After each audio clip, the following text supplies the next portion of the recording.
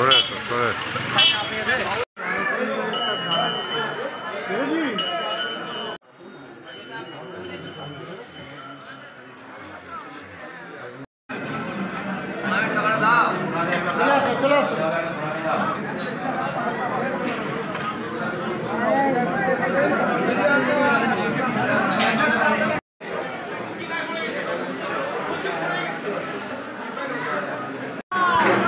মা,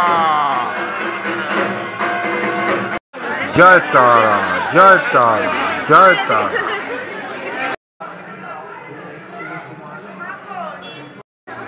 এইবারে খুব ভালো হচ্ছে।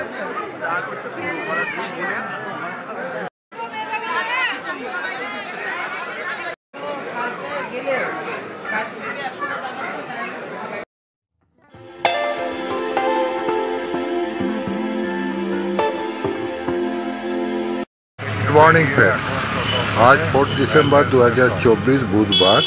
আমি প্রদীপ বোস, আমার ইউটিউব চ্যানেল ট্রাভেল উইথ প্রদীপ বোস 300 একটা নতুন ভিডিওতে আপনাদের স্বাগত। ভিডিও থাম্বনেল দেখে বুঝতে পারছেন এই ভিডিওটা তারাপীঠ ভ্রমণ নিয়ে হতে চলেছে। আজকে আমি আর আমার স্ত্রী দুজনে মিলে তারাপীঠ ভ্রমণ করতে যাচ্ছি। আমরা এখন টোটো করে ব্যান্ডেল স্টেশন যাচ্ছি। আমরা এইবারের এই ভ্রমণটা খুব কম খরচে করব। যারা খুব কম খরচে তারাপীঠ ভ্রমণ করতে যাচ্ছেন তাদের এই ভিডিওটা খুব উপকার করবে। আমি ব্যান্ডেল স্টেশনে চলে এসেছি। তারাপীঠ কিভাবে সস্তায় পৌঁছাবো, কোথায় সস্তায় হোটেল নেব, কিভাবে খাওয়া দাওয়া করব, কিভাবে মন্দিরে পুজো দেব, সমস্তটাই এই ভিডিওর মাধ্যমে আপনাদের সঙ্গে শেয়ার করব। ট্রেনে ওঠার আগে ব্যান্ডেল স্টেশনেই আমরা একটুখানি রাস্তার ধার থেকে পরোটা আর ঘুগনি খেয়ে নিলাম, কারণ এরপর সেই আমাদের পৌঁছাতে 1টা বেজে যাবে। তাই জন্য একটুখানি পেট ভরে জলখাবার খেয়ে নিলাম। পরোটা আর ঘুগনি খুব সুন্দর, গরম গরম পরোটা আর ঘুগনি খুবই ভালো লাগলো আমাদের এইখানে খেতে। জলখাবার খেয়ে আমরা ব্যান্ডেল স্টেশনে বসে আছি, আমাদের ট্রেনের জন্য অপেক্ষা করছি। আমরা আজকে 13187 আপ মা তারা এক্সপ্রেসে আমরা তারাপীঠ যাব। এটা ব্যান্ডেলের টাইম 8:40। এখন 8:25 বাজে। ব্যান্ডেলে মা তারা এক্সপ্রেস ঢুকে গেছে। এই ট্রেনটা করেই আমরা তারাপীঠ বা রামপুরহাট যাব। তারাপীঠ কিভাবে যাবে? সড়ক বা রেলপথ এই দুভাবেই তারাপীঠ পৌঁছানো যায়। কলকাতা থেকে বাসে তারাপীঠ সহজেই পৌঁছানো যায়, আর নিজস্ব 4 চাকা বা 2 চাকার গাড়ি নিয়ে খুব সহজেই তারাপীঠ পৌঁছানো যায়। তবে তারাপীঠ যাওয়ার সবচেয়ে সহজ ও আরামদায়ক ও সস্তার মাধ্যম হলো ট্রেন। হাওড়া, শিয়ালদা বা কলকাতা স্টেশন থেকে রামপুরহাটের উদ্দেশ্যে বহু ট্রেন যায়। আমি সকালের দিকে মা তারা এক্সপ্রেসে যাচ্ছি।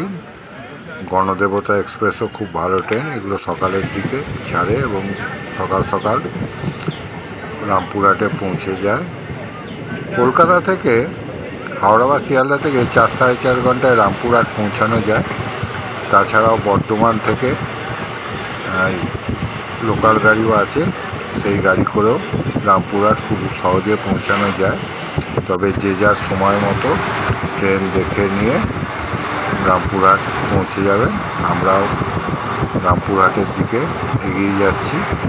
চারিদিকের দৃশ্য দেখতে দেখতে যাক, একটা মজার কথা আপনাদের সঙ্গে আমি শেয়ার করছি। সেটা হচ্ছে, আমি 38 বছর পর তারাপীঠ যাচ্ছি, আর আমার স্ত্রীর এই প্রথমবার। ব্যান্ডেল থেকে গাড়ি খুব সুন্দরভাবে এলো। এখন আমরা বর্ধমান স্টেশনে ঢুকে গেছি। এইটা বর্ধমান জংশন স্টেশন। এখানে আমাদের 2 মিনিটের হল্ট আছে। একেবারে রাইট টাইমেই গাড়ি চলছে। আমরা বর্ধমান স্টেশনে। আমরা এখন মিহিদানা সীতাভোগের দেশে দাঁড়িয়ে আছি। বর্ধমানে মিহিদানা সীতাভোগ বিখ্যাত। আমার বউ বলছে মিহিদানা সীতাভোগ খাবো। বর্ধমান স্টেশন ছেড়ে আমরা এবারে রামপুরহাটের দিকে এগিয়ে যাচ্ছি। ব্যান্ডেল থেকে রামপুরহাটের দূরত্ব 179 কিলোমিটার, আর ব্যান্ডেল থেকে রামপুরহাটের মাঝখানে এই ট্রেনটা 6টা স্টেশনে হল্ট দেবে। আমরা প্রথম হল্ট বর্ধমান পেরিয়ে গেছি, এরপরের হল্ট হচ্ছে গুসকরা। এখন আমরা গুসকরার পরে বোলপুর স্টেশনে। খুব সুন্দর এই বোলপুর স্টেশনটা। আমি বোলপুর স্টেশনে একটু নামলাম, এবার ট্রেন ছেড়ে দেবে, উঠে পড়ি। খুব সুন্দর লাগলো বোলপুর স্টেশনটা। ট্রেনে উঠে বাউল গান শুরু হয়ে গেছে, আমরা সেটা শুনতে শুনতে গিয়ে যাচ্ছি।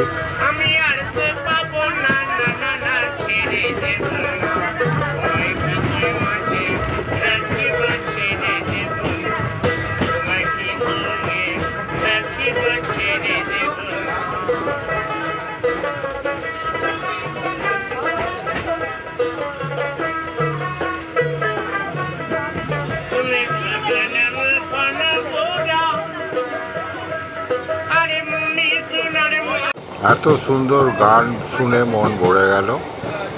তবে বর্ধমানের পর থেকে কিন্তু ট্রেন লেট হতে শুরু করেছে। এখন প্রায় 25 মিনিট লেটে গাড়ি চলছে। আমরা এরপরে চলে এসেছি তারাপীঠ রোড স্টেশনে, রামপুরহাট জংশন এর আগের স্টেশন। এই স্টেশনে নেবেও তারাপীঠ যাওয়া যায়, কিন্তু আমার যেহেতু রামপুরহাট অবধি টিকিট, তাই আমি রামপুরহাটেও নামবো। আর সব ট্রেন এই তারাপীঠ রোড স্টেশনে দাঁড়ায়ও না। আর এই স্টেশনটা খুব সুন্দর, একেবারে তারা মায়ের মন্দিরে আদলে। দেখুন কি সুন্দর, অপূর্ব লাগছে। আমরা ট্রেনের জানলা দিয়ে এটা দেখলাম, খুব ভালো লাগলো। চলুন তাহলে এবারে আমরা এগিয়ে যাই রামপুরহাট স্টেশনের দিকে। অবশেষে 25 মিনিট লেটে আমরা 12টা 25 রামপুরহাট স্টেশনে পৌঁছালাম। এটা রামপুরহাট স্টেশনের বাইরের অংশ, খুব সুন্দর। এখানেও তারা মায়ের মন্দিরের আদলে স্টেশনটা তৈরি হয়েছে, খুব ভালো লাগছে। আমার তো ভীষণ ভালো লাগলো। এখান থেকে আমি আর আমার স্ত্রী এবারে একটা অটো করবো। এখান থেকে অটো মোটামুটি একটু সামনের দিকে এগিয়ে যেতে হবে। অটো মানে আমরা একটা অটোয় চেপে পড়েছি, পিছন দিকে বসেছি। এই তারাপীঠে যাচ্ছে, এই তারাপীঠের গেট। বেশ সুন্দর রাস্তাটা। আমরা মোটামুটি তারাপীঠ ঢুকে গেছি। এই হোটেল শুরু হয়ে গেছে, সব বড় বড় প্রচুর হোটেল। এইটা দ্বারকা নদীর ব্রিজ, এরপরেই আমরা নেমে যাব। আমরা এবারে মা তারা সরণির সামনে নেমেছি। এবার একটা হোটেল দেখি। আমরা খোঁজাখুঁজি করে একটা হোটেল পেয়ে গেছি, খুব সস্তায় এই হোটেলটা। এই হোটেলের এইটা হচ্ছে আমাদের রুম, গ্রাউন্ড ফ্লোরে 3 নম্বর রুম এটা। আমরা খুবই সস্তায় এই রুমটা নিয়েছি। চলুন রুমটা দেখাই। বেশ অনেকটা অবধি মোজাইক করা, পাখা রয়েছে একটা। খাটটায় মোটামুটি 4 জন খুব ভালোভাবে শোয়া যায়। বেশ বড় খাট, 7x7 এরকম খাট হবে। একটা আয়না আছে, আর আয়নার সামনেই একটা টেবিল। আমাদের জিনিসপত্র আমরা এখানে রেখেছি। আর এইখানে ভালোই ঘরটা, নিচের তলা বলে গরমেও ঠান্ডা হবে। এখানে সুইচ বোর্ড রয়েছে, মশারিও লাগানো আছে। এইটা সামনে বাথরুম। এখানে একটা হ্যাঙ্গার দেয়া আছে জামা কাপড় টাঙানোর জন্যে। আর এইখানে টিভিটা চলে, আমি চালিয়েছি, কেবল কানেকশান ছিল। আর এই সামনে এটা হচ্ছে বাথরুম। তারাপীঠের হোটেল সম্বন্ধে আমার ধারণা হলো এখানে অজস্র হোটেল। আপনি আপনার বাজেট অনুযায়ী হোটেল খুঁজে নিতে পারেন। তাছাড়াও প্রচুর ধর্মশালা, আশ্রম সেগুলো আছে। সেগুলোর রেট ফিক্স থাকে, কিন্তু কোনো হোটেলেরই রেট ফিক্স নয়।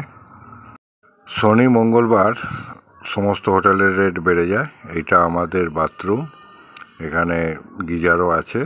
আমরা গিজার ফ্যাসিলিটি পেয়েছিলাম, তবে গিজার এক টাইমই চালাবে বলেছিল চান করার সময়। এই রুমটার জন্যে আমাদের 3 দিনে আমাদের কাছ থেকে 1200 টাকা নিয়েছিল, অর্থাৎ 400 টাকা করে পার ডে।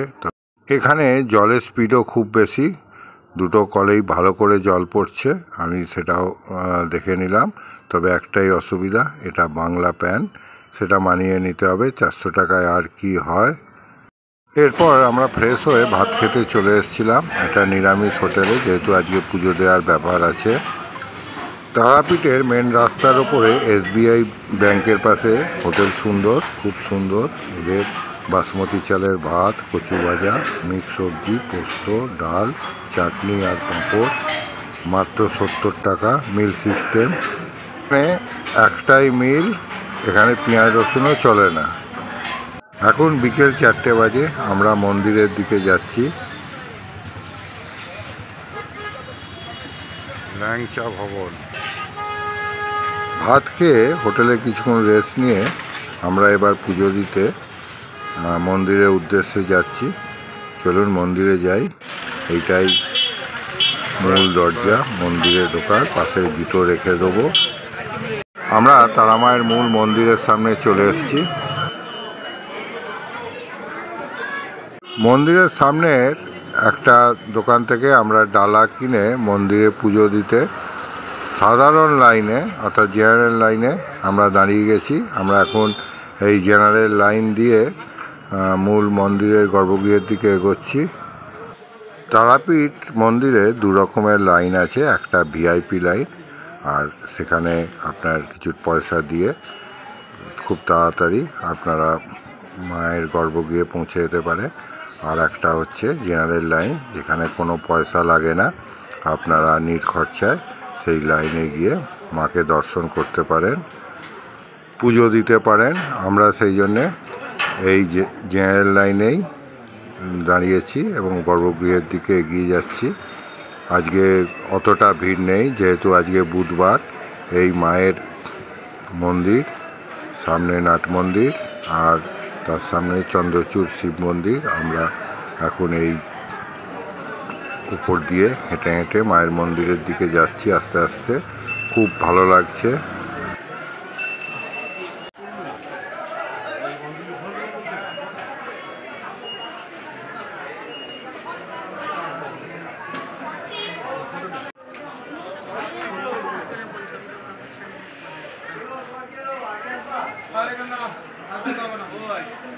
আমরা মন্দিরে প্রবেশ করে মায়ের চরণ দর্শন করে এবার মূল গর্ভগৃহে ঢুকছি। জয় তারা, জয় মা তারা। সামনেই মা তারা। আমি ক্যামেরা এখানে বন্ধ করলাম। আমরা এখন নাট মন্দিরে বসে আছি। মায়ের আরতি শুরু হবে, আমরা সেটা দেখব। আমার আজকের এত অপূর্ব মায়ের দর্শন, মাকে ছুঁয়ে স্পর্শ করে। মায়ের আরতি শুরু হয়ে গেছে। আমরা টিভি স্ক্রিনে আরতি দেখতে পাচ্ছি, খুব সুন্দর। যারা নাট মন্দিরে জায়গা পাবে না, তারা বাইরেও বিরাট স্ক্রিন লাগানো আছে, সেখানে দাঁড়িয়েও আরতি দেখতে পারে। তবে আমরা বসেছি। এখন প্রথমেই টিভি স্ক্রিনে মাকে সাজানোর পর্ব চলছে, সেটা আমরা দেখতে পাচ্ছি। এরপরে মায়ের আরতি শুরু হবে, আমরা সেটা দেখব খালি চোখে।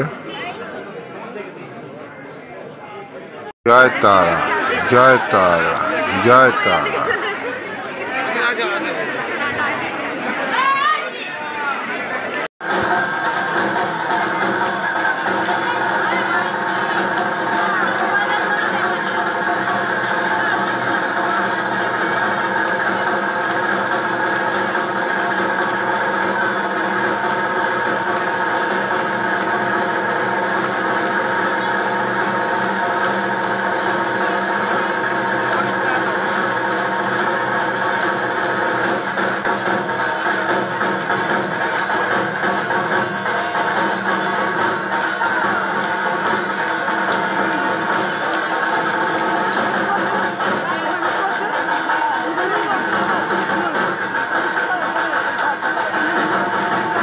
আরতির পরে আমার স্ত্রী ধূপ আর মোমবাতি একটু মাকে দেখিয়ে দিল।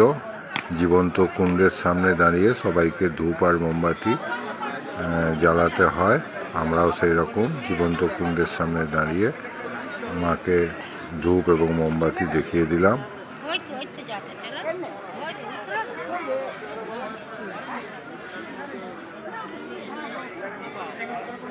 আরতির পরে দেখুন কত মানুষ পুজো দিতে লাইন দিয়ে দিয়েছে। আমি সেটাই দেখছি। আরতির পর মায়ের পুজো আবার শুরু হয়ে গেছে। প্রচুর ভক্ত মাকে পুজো দেওয়ার জন্য লাইনে দাঁড়িয়েছে। আমরা এবার মন্দিরটা চারিদিকে ঘুরে দেখছি। এটা বামদেবের মন্দির, খুব সুন্দর। মায়ের প্রিয় ছেলে বামদেব। বাহ,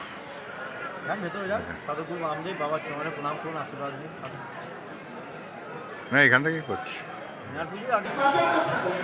বামদেবের মন্দিরের পাশে এই সিদ্ধিদাতা গণেশের মন্দির, আমরা সেটাও দেখলাম, খুব সুন্দর লাগলো।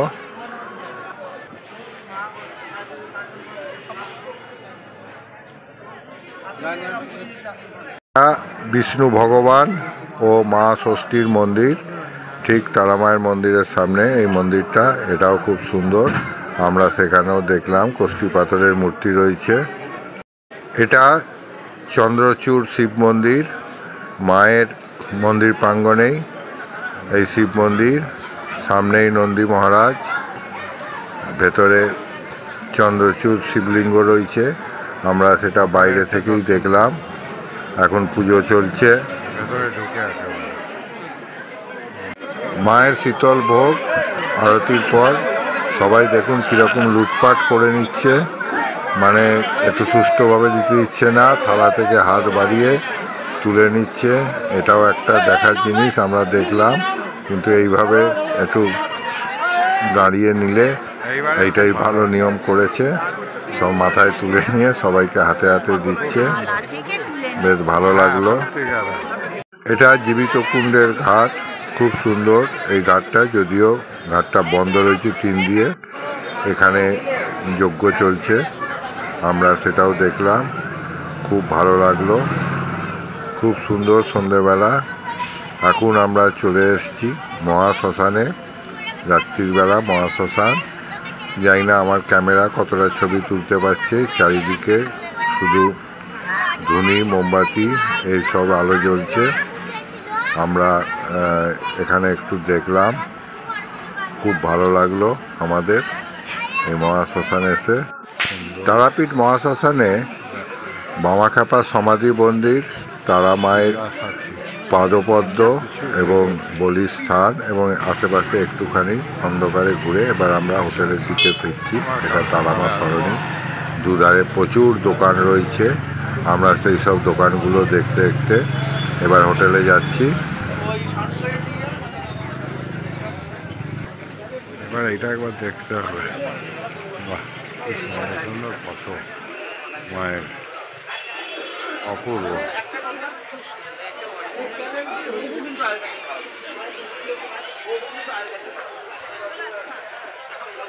এখন রাত্রি 9:30 বেজে গেছে, আমরা খেতে চলে এসেছি। আজকে আমরা তড়কা আর রুটি নিয়ে নিয়েছি। এটা ভেজ তড়কা, সুন্দর হোটেলেই খুব সুন্দর তড়কাটা করেছে। 1 প্লেট তড়কা 40 টাকা, তার সঙ্গে রুটি 5 টাকা করে। এই হোটেলটা খুব পরিষ্কার পরিচ্ছন্ন এবং খুব সস্তায় এরা মানুষকে খাওয়াচ্ছে, পরিষেবা দিচ্ছে। আজ সারাদিন অনেক খাটাখাটি হলো। ভিডিওটা আমি এখানেই শেষ করলাম, আবার কালকে দেখা হবে পরবর্তী ভিডিওয়। আমরা 3 দিন তারাপীঠে থাকবো, তাই প্রত্যেক দিনের ভিডিও আমরা যা যা করছি, আমাদের যা অভিজ্ঞতা হচ্ছে, আমি এই ভিডিওর মাধ্যমে আপনাদের সাথে শেয়ার করব। আজকে তারাপীঠ পর্ব আমি এখানেই শেষ করলাম, আবার দেখা হবে অন্য কোনো ভিডিওতে। যদি ভিডিওটা ভালো লাগে তাহলে লাইক, শেয়ার আর চ্যানেলটা সাবস্ক্রাইব করার অনুরোধ রইল। শেষ করলাম।